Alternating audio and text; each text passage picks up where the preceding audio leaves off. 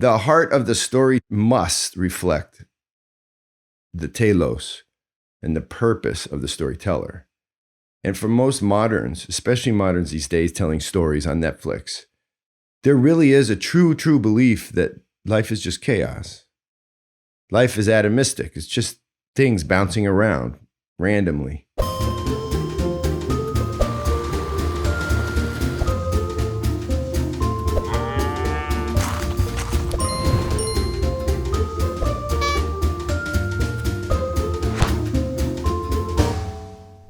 Hello and welcome to why are we talking about rabbits? Rabbits. People ask, well, John, why are you talking about rabbits? Because, rabbits jump around and they reproduce quickly, much like ideas on the internet. And so we're going to talk about things from the interwebs, but we're not going to get too far down the rabbit hole. Instead, we're going to use history, philosophy, theology, and First Things Foundation field workers who spend lots of time in faraway foreign places and allow all of that to inform the rabbits. These rhetorical ideas that pop around on the internet. That's us. That's First Things Foundation. I'm John Heers. This is Why Are We Talking About Rabbits? And this is an episode about the wonder of art. In this case, making film, in this case, making Ozark. That show, which if you haven't seen it, you might want to, and how that show is not exactly crime and punishment. On WAWTAR. So, Andrew, you're out there. Andrew is our editor, and he's the right-hand man. Sometimes he appears live, but mostly he's just out in the interweb. He's like caught in the matrix. Andrew, are you there? Are you safe? You're in Ufa, in Russia, because Andrew married Victoria, who is a Russian. And I keep trying to bring them on to talk about like the realities of Russia at this time, 2022.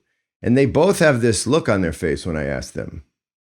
And the look is something like, maybe you shouldn't ask us to do that right now, deep in the heart of Russia.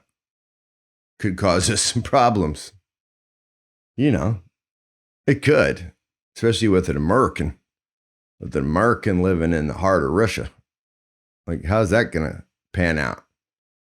So isn't that interesting? All around the world, people are trying to sort out what to do in light of these crazy 2022 world events. It is Memorial Day in America. I'm in South Carolina, and I want to talk to you about Ozark. First of all, yes, I'm going to ruin it. If you like the show and are not finished, do not listen further, but do come back because I am going to ruin it. Two is I want to talk about Crime and Punishment, the novel by Feydor Dostoevsky. So if you saw Ozark, it's a crime drama about like regular old white people. Again, I would say on this show, regular old light people. People built on this modern chassis called rationalism.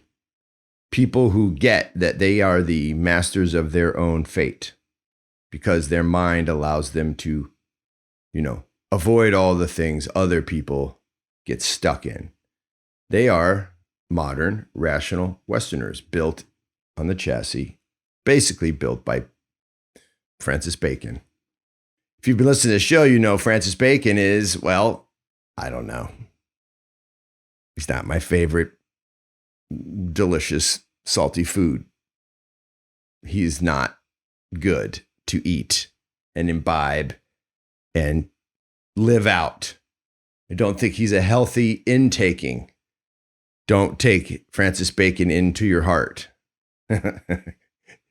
It can cause artery problems. But yeah, the birds, the people in the show, they're definitely have imbibed the full scientific worldview, and they are fixing stuff with their rational minds. So, well, the quick story is basically they get involved selling drugs in order to sort of fix up their marriage. It's hard to explain. And well, they don't really sell drugs as much as they basically embezzle and they launder for people who sell drugs. And then eventually get involved with a cartel guy, Navarro, and eventually basically it ends up in quite a mess. And the mess you need to understand is they drag their whole family into their drug laundering, money laundering world. Their two kids, Jonah and Charlotte, and they drag in all kinds of people from the Ozarks. They moved to Arkansas in order to do this event, and a lot of regular old Arkansans get dragged in too. So the show is about, well, all the stuff that makes Ozark really good is the same stuff that makes Crime and Punishment good. There's this brash, smug arrogance. There's desperation, right? There's idol worship in both of these stories. And if you don't know Crime and Punishment, we'll tell you a little bit about that too. We'll try not to ruin the end of Crime and Punishment. There's idol worship in both stories. And in this case, it's the family as idol. There's violence as fallen reality. Dostoevsky's good at violence. Ozark is exceptional at showing you a violent world. And then there's power as sort of the point of life. It's very clear that the writers of Ozark, if they're not expressly and intimately and intentionally trying to tell the story of Raskolnikov from Crime and Punishment, they're definitely around the edges and on purpose, not unlike Breaking Bad. It's a gorgeous retelling. And then it just takes a big giant. But at least I think it does. And here's why it does that in a nutshell. Okay? For Jason Bateman, who's the actor, he's fantastic. He's Marty Burt. He's also a writer and a director on the show. He took like 131 million hours of my life and 4 seasons of Netflix space and time to tell you that life is about smug arrogance. Life is all about desperation. You should worship your family. Violence is what happens, and power is the point of life. Yeah. That's what the story is about, is what the meaning is about. It's so odd and simple, which is, you know what?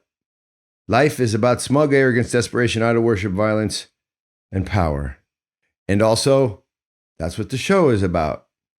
And goodbye. It's like rock. This rock is brown. This rock has properties. The properties are sulfite. And then you go, well, what about the rock? What's important about the rock? The rock is granite. I know, but what's the significance? Rock is granite.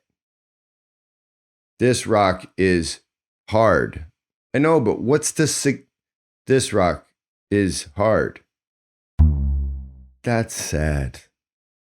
That these expert movie makers told us so much about life and then nothing. So let me tell you about Crime and Punishment for a second. Crime and Punishment. If you look at it and read it, this story is about smug arrogance. Raskolnikov writes this tome of his called On Crime. Raskolnikov is the protagonist in the book. And he writes this thing on crime in which he suggests that certain rare individuals, right, geniuses, have the right to step across legal or moral boundaries and to, right, set out to prove their idea. Smug arrogance, very much like the birds. Crime and Punishment has desperation. There's a need in Raskolnikov's mind to protect his family no matter what, to save himself and his family no matter what, just like the birds. Crime and Punishment, there's idol worship, right? Raskolnikov is literally, actively, intensely worshiping his idea that society can be made better if the fatty parts, if you don't like fatty, if the dirty parts are cut away. This is the whole eugenics movement. This is really the story of the 20th century. we can perfect it, right? Right. That's idol worship in Crime and Punishment. Raskolnikov loves to worship his idea. Violence as a fallen reality. There's an ugly murder. And then this sweet little innocent girl gets an axe to the forehead. Yeah, yikes. Talk about a well-written scene, and sad and brutal. Not unlike Ozark. Man, they're good at telling this story. I highly recommend you watch it, or maybe not. I don't know yet. And finally, power is the point of life. I mean, Raskolnikov's story is all about taking what he sees as his, right? Because he can, because he has the genius to do so, right? Think Trump or Biden or me or you. People do this. And Dostoevsky's telling us about it. He's telling the same story as Jason Bateman and the producers of Ozark. They're telling the story of fallen humanity, well, at least until the end. And if you pay attention to Ozark at the end, you'll see that most of the storytelling things, the themes in there, well, they're the outgrowth, they're the natural, they're the dross of the modern heart. You see, they can't help but tell the story and end the story the way it does, because the heart of modern man in many ways, right, is that story. And that's the story of chaos. Let's just take a second for this little public service announcement from First Things. If you've ever thought about doing two things at once, say, for example, you've thought about tying your shoe while also finishing your beer, then you're the person for this announcement. Yes, it's you. Think about sponsoring this plug right here. And in so doing, make a donation to First Things. When you sponsor us and get the word out, you can also help us to get the love out and build small projects around the world. That is something I'd love for all of you to consider. On First Things, with First Things, and you know what? Working alongside First Things. Consider being a sponsor today. Back to the show. You see, the heart of the story must reflect the telos and the purpose of the storyteller. And for most moderns, especially moderns these days telling stories on Netflix, there really is a true belief that life is just chaos. Life is atomistic. It's just things bouncing around randomly. I mean, most everyone telling the story these days in Hollywood, or you pick the spot, these big productions, which, by the way, I love a well-told story. Hollywood is good at it, man. They've perfected the storytelling. The problem is their heart keeps overflowing into the story. And that heart is a heart of chaos. See, a modern heart is dominated by this crazy concept that atoms make up everything. And that they're sort of randomly organized. And they've come to some sort of, I don't know, evolutionary head where, a hippopotamus is what it is because of millions of years of random acts of development. And so what I'm trying to say is that modern heart keeps telling the story of chaos, and the story of chaos is the story of nihil. Right? In the modern heart today is this dark principle that I'm the random collection of atoms colluding to do something like live for reasons that are unclear to me. And so Ozark ends randomly. Or, as I was saying earlier, it ends obviously. Hey, do you know I'm 6 foot tall and white? And I speak English in the 21st century in the American South. Oh, good. Tell me more. What's the point of your life? Well, it's because I'm 6'2", almost. That's what happens. Ugh. So the milieu that we're talking about, what the writers are shooting for is a type of Greek tragedy, right? The Greek tragedy is where they're going for in Ozark. Now, I won't spoil it totally, but they do a good job of demonstrating how dark and deep the danger can go for a family that keeps making these smug, arrogant mistakes. That's all part of the Greek tragedy, right? They're all heading toward this sort of fate. And the fate's going to be sealed because the invisible world that we're all living in, the spiritual world, has its own rules. And so for the ancient Greek, the old world Greeks, all of the acts of, Odysseus, they're going to end a certain way because Odysseus can't beat the game, right? For the ancient Christians, Christ beats the game. Christ is not subject to the fate, to the rules. He breaks wide open those rules and then invites us all to the order, right? Which is proper for a human being, which is love, truth, beauty. And then you participate in those things, then guess what? You can't beat the game either. You'll be subsumed and consumed in the beauty of Christ.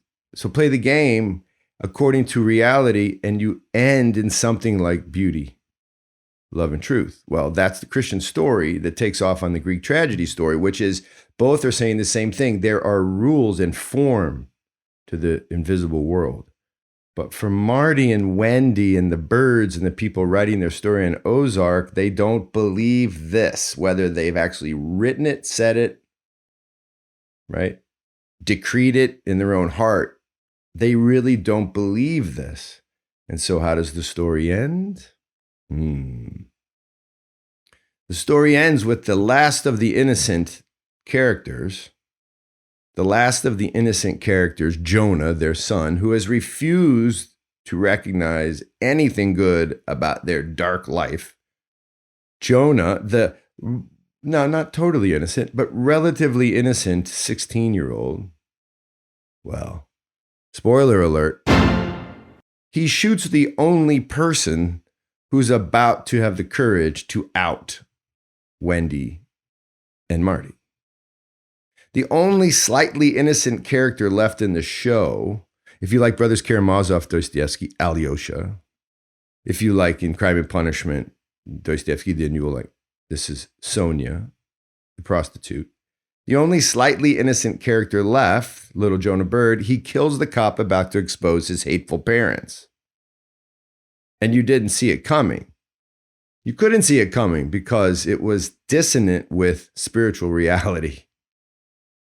Like Alyosha's not picking up a gun and shooting Father Zosimus, right? Sonia is not going to get a crowbar and whack Porphyry, the police chief in Crime and Punishment. Sonia is what she's supposed to be and what exists in spiritual reality, right? She is the image of Christ. So, okay, so you might be saying, hey, dude, you're Pollyanna, man. Why are you being so Pollyanna? Like bad stuff happens. No kidding. That's the point. I get it already. But bad stuff happens in order that good stuff might be recognized. That's very Christian. That's very orthodox. Bad stuff happens so that good may be illumined. The problem is these cats in Ozark don't illumine the good. The Greek tragedy ends by us just being told once again that power creates power and power, right, subverts innocence, and power is the point. For Aristotle, you see, not a Christian, by the way, but very old world. For Aristotle, the point of the Greek story, it was to create catharsis. Suffering is an ancillary for Aristotle. Suffering is necessary to achieve nobility, right? So there's a telos, a purpose to the suffering. There's a reason why they are people that the birds in Ozark take advantage of. Those people exist so they might illumine the beauty of God and the darkness of the birds, of the taking the advantage people, of the powerful, of the elite. right? That's why they exist. That's why they're taken advantage of, to illumine the beauty. Yin and yang, if you don't like it. Right? For Christians, this is called redemption. It's called resurrection. All things are illumined through the humble, through those who are like Christ. Ha! But for the writers of Ozark, catharsis, which Aristotle calls it, for Christians, they call it redemption or resurrection. For the old world, catharsis, in Ozark, catharsis becomes like a report from the atomistic field of being. Alert, alert. It's like you're watching it and then you get to the end, you're like, alert, alert. People with power keep power. The end. What? And man, is that a modern day effing nightmare of a message. Because, well, duh. Who doesn't know that already? See, this is what's really weird. Who doesn't get this concept? I keep waiting for, I don't know, 25-year-old people acting like 2-year-olds to stop screaming, power, power. How do you not know this? How do you not know that the father that gave you life through his relationship with your mother, that father will always be your father? You don't get to be him or her. They have the power to the end, the power of fatherhood. You don't get it. Like, I never got to be my dad. Well, so what? I don't get to be the president. So what? I don't really get it. How can this show take so many years of my life, so many millions of hours? I think it was millions. 100 billion. Andrew, there were millions of hours. How can it? Oh, boy. I don't know the answer. It took a lot of hours and it was so good. And then it was just so obvious. The only hope for the powerful is that they choose beauty and serve and give up their power. But they don't. And they won't. That's why we pray for them. But not the writers of Ozark. They just get pissed and they seethe and they froth at the mouth and they shake their fist at, I don't know, the rules of the invisible nature called life, the spiritual life, and then they die too. That's the weird part. Anyway, I always thought watching Ozark when it was over, I thought if you know Crime and Punishment, you know at the end, right? Well, there's a comeuppance. Raskolnikov, who's done these murders, is finally found out almost by chance. And when he's found out, even then he has a way out. He does not have to admit to his guilt, Raskolnikov. He still could get free. And he's got like this new girlfriend, this beautiful, beautiful character, Sonia. He can get out. And he doesn't. Because he goes and confesses. And guess what? It ends with him in jail. I know you're like, well, that's boring. No, that's reality. And then in jail, he is reminded of the story of Lazarus. And in jail, he becomes free, which is in alignment with reality. That's how it works. Anyway, I just watched the end of Ozark. I couldn't stop thinking about it. So, I don't know. It just feels like these really, really good storytellers that have spent their life acting and writing and producing. It just feels like when they do a story, when they do this non-material logos fest, because that's what they're doing. They're teaching you through the logos, through the word, through the invisible. They're giving us the story that's not real, is real, / real, not real. And in the end, they should do a better job at revealing the non-material world. That's the job they're in. That's the job they've decided is I'm going to reveal for you how the laws of the spirit work. Because it's not a real thing. It's all made. They're telling the story so that we might see something not material. But then they just end on the material. And that is the end of today's podcast. Who loves you guys? I want to say to everyone out there that this is WAWTAR. Gagi Marjos. You should all come to our restaurant and we can say to you the victory. It's in the town of Greenville, South Carolina. WAWTAR takes place just around the corner from there.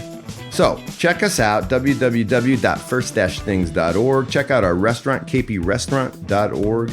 Check out our KP Journeys. We're still willing to take, if you got a crew, if you got 4 or more people out there that want to go to the Georgian Republic, want to go to Sierra Leone this summer, you want to go to Guatemala, you want to hang around and see our projects in Appalachia, let us know. We'll take you on a KP journey and you'll help us raise money and you'll help us raise awareness.